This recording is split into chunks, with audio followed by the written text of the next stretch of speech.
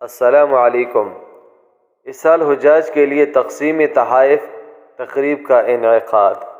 ادارہ امور حرمین کے سربراہ شیخ عبدالرحمن السدیس نے رمی کے تیسرے دن غروب افطار سے قبل مینا سے نکل جانے والے حجاج کرام جو طواف وداع کے لیے مسجد الحرام پہنچ رہے ہیں ان کو اپنے ہاتھ سے تحائف تقسیم کیے۔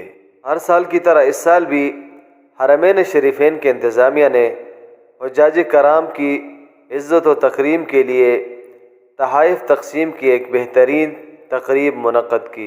ویسے تو یہ تقریب گزشتہ تقریباً 10 سالوں سے جاری و ساری ہے، مگر اس تقریب کا عنوان بڑا ہی دلچسپ، زبردست اور قابل رشک ہے۔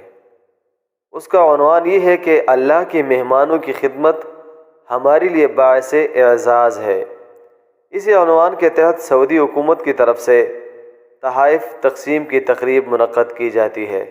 اس سال بھی اس تقریب میں مختلف قسم کے تحائف جو خود عبدالرحمن السدیس نے حاجیوں کو دیے، اس موقع پہ شیخ عبدالرحمن نے کہا کہ اللہ کے مہمانوں کی خدمت خادم الحرمین الشریفین شاہ سلمان اور ولی عہد محمد بن سلمان کی اولین ترجیحات میں ہے، اور کہا کہ یہی طریقہ بانی مملکت کے عہدے سے آ رہا ہے، یعنی مملکت کے ابتدائی دنوں سے حجاج کرام کی عزت، ان کی اکرام و تکریم اور ان کے لیے مختلف قسم کے تحائف اور ان کی خدمت کو اپنے لیے اعزاز سمجھنا یہی چلتا آ رہا ہے۔ آپ کے قیمتی وقت کا شکریہ۔ اللہ حافظ۔